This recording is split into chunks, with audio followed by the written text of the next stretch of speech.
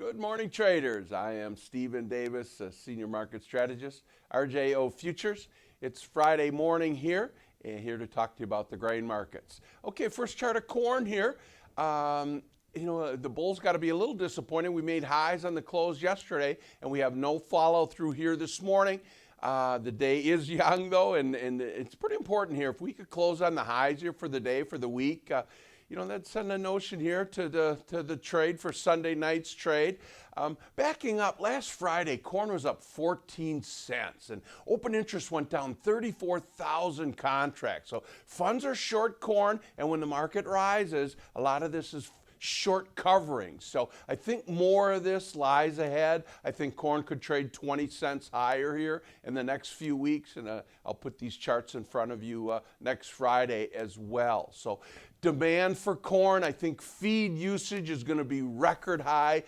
Chicken production, poultry production in our country is 7% higher, so feed is real strong. It's ethanol and exports that we're struggling on, so we're not hitting on all cylinders on the corn demand, and I look for that to pick up here.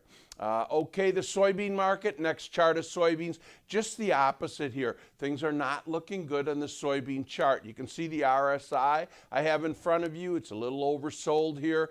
This whole situation in China with the coronavirus now really crimping the soybean and the soybean meal perception of demand here. You can see crude oil down very hard this week off of demand concerns from this China coronavirus. So, you got a food shortage going on in China. You've got this coronavirus now. Food security is really, really important to the Chinese people. And, this recipe that I just mentioned is just the opposite. So the Chinese now, the Lunar New Year starts tomorrow. So we won't really know some things on this coronavirus until they get back. Putting this in perspective, it's like 7 Thanksgiving holidays here in USA, the amount of people that travel in China. So again, food security, very, very important to the Chinese population, and it's a concern here, right here. So the wheat market now moving along. We got the chart of wheat. We're getting leadership out of wheat here. So this is interesting. And, pardon the pun, but the canary in the coal mine is dead in reference to the Australian fires here, and just a tragedy. And Australia, big, big wheat producer. So you're seeing some leadership in wheat, and I think we're on the cusp of something here in the commodity markets, and perhaps these charts on wheat are showing us wheat can be a leader here.